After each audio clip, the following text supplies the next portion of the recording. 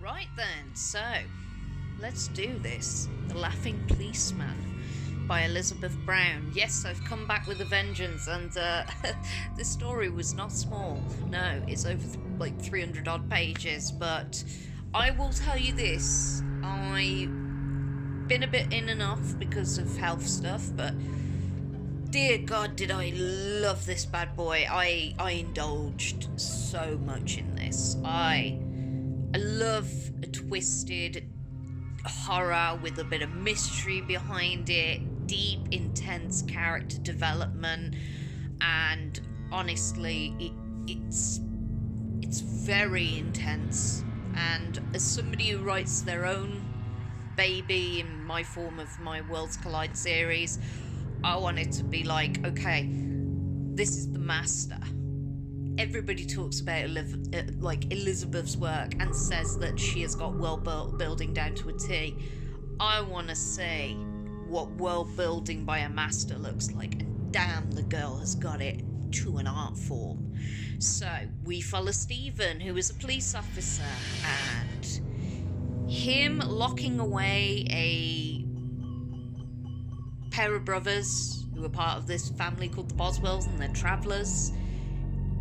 Oh Lord, yeah, you really messed up, because like the hierarchy of Ade, she's a terrifying old woman that has that almost like really heavily into supernatural beliefs, and she's very ritual orientated, and obviously, this is not a person you want to screw with.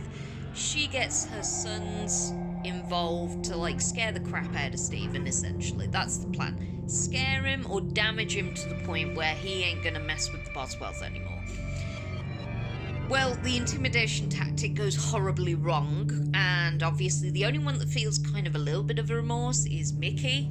But in all fairness, the way that he is treated by the family, it doesn't surprise me that he seems to be the one that holds the most trauma after what happens. His brother's a dick. Let's just face it. I was waiting for that mofo to die. Then we have Stephen going through this horrific, horrible, traumatic shit.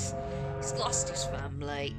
His best friend's trying to pull him back together after he comes out of a coma. Is basically like, dude, they basically nearly beat you to death, and they murdered your child and your wife, and you're just there like, oh, Stephen, I'm so sorry. Stephen, I don't want this to be bad for you, I'm so sorry. But it gets worse, because Elizabeth is like, do you know what? I love my character so much, I'm gonna fucking torture them, and it gets to the point where Stephen's like, you know what, I am a man of the law, I am a police officer, I've done everything by the book, I want justice for my family, why haven't the cretins been locked up? And then it kind of takes a turn where he ends up facing the Boswells, and he kills one, but yeah, Mickey manages to survive, and he ends up finding out that, okay, I've killed one of my family's murderers, but the other guy's still alive. And this dagger that's pretty much popping up and down through the whole story has so much more creepy supernatural elements to it, and of course the length and depth of Elizabeth's research mode must have been super, because religion and even demonology it's extensive, and there is so much to kind of unwrap. And the fact that she just beautifully took this story and still kept the mystery in it, and the build up with getting to know the characters and getting to know the family and how they operate and how they react to each other, the relationships and the way that certain characters are, it's fascinating as hell, because when the bloodbath starts, it is...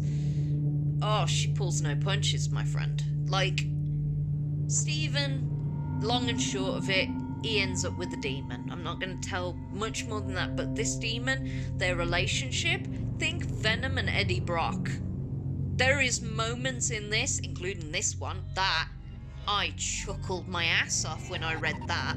The one-liners and the way that they kind of have that symbiotic relationship and kind of the internal struggle that Stephen goes through whilst trying to keep himself like there, even though like the demons constantly like smushing him down inside his corpse, is insane and heartbreaking. And then you have Charlie, who is just going through a world of hurt. Like, it's I mean, I will tell you something though, for nothing, you guys are gonna frickin' hate Charlie's wife.